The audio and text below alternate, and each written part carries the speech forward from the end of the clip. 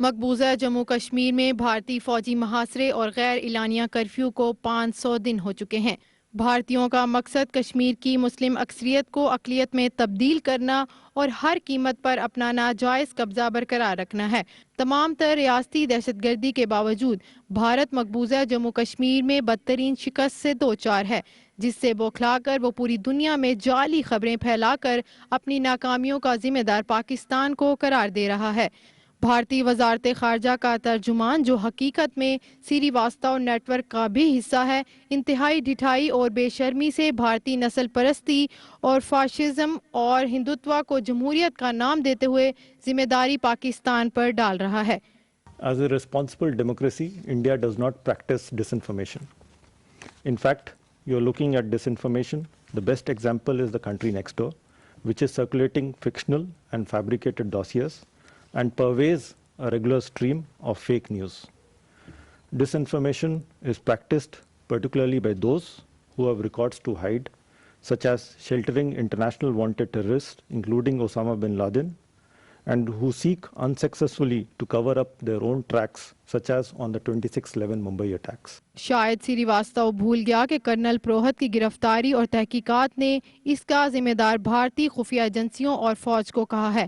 پاکستانی وزیر خارجہ نے جعلی خبروں پر بھارتی کردار کے بارے میں بات کرتے ہوئے کہا، ایک انڈیپینڈنٹ تھرڈ پارٹی انویسٹیگیشن کے بعد یہ دوسری رپورٹ 2019 میں اور یہ دوسری رپورٹ اس سے ان کو اجاگر کر رہی ہے حالات کو۔ ایک سمیئر کیمپین اگینسٹ پاکستان شروع کی گئی ہے اور اس کی کوئی حدود نہیں۔ جو ایک پیسفل سٹرگل ہے مقبوضہ کشمیر نے فار سیلف ڈٹرمنیشن، اس کو رنگ دیتے ہیں دہشت گردی سے اور وہ تاثر دینے کی کوشش کرتے ہیں۔ فالس سٹوریز،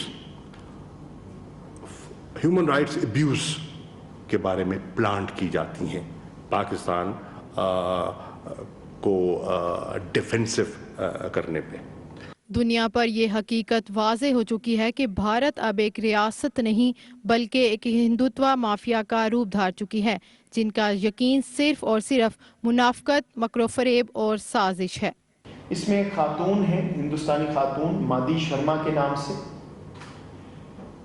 یہ انسٹرومنٹل تھی، یہ تھی اس 39 ممبر یورپین یونین کی ڈیلیگیشن کی جو مقبوضہ کشمیر میں لائی گئی، اور اس کو یہ رنگ دیا گیا کہ کیونکہ مقبوضہ کشمیر میں حالات ٹھیک ہو رہے ہیں، یہ دیکھیں یورپ کے پارلیمنٹیرینز بھی وہاں پہ تشریف لائیں۔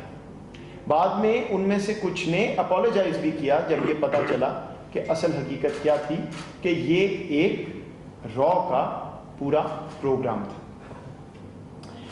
اس کی انویسٹیگیشن جب کروائی گئی، ہم نے جب یہ دیکھا کہ کیا ہو رہا ہے، تو یہ معلوم ہوا کہ یہ جتنے بھی فیک ایکٹیویٹیز اور یہ جو میں نے آپ کو میگزین کا ذکر کیا، اس کے سرور جو ہیں وہ یورپ میں نہیں ہندوستان میں بیس تھے اور یہ را نیٹ ورک کا حصہ تھے۔ ہندوتوا کی حکومت، فوج اور میڈیا پر پاکستان کا خوف اس قدر سوار ہے، وہ بھارت کی ہر ناکامی اور مسئلے کا ذمہ دار پاکستان کو کہتے ہیں۔ اگر کوئی باضمیر بھارتی امن کی بات کرے تو اسے پاکستانی ایجنٹ اور غدار کہا جاتا ہے۔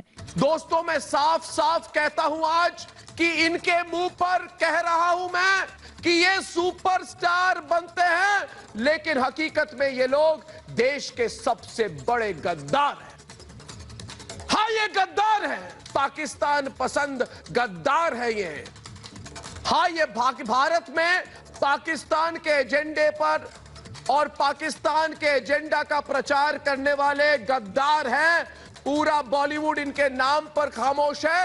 مقبوضہ جموں کشمیر میں بنیادی انسانی حقوق اور سویلین کے خلاف بھارتی جنگی جرائم بے نقاب ہو چکے ہیں۔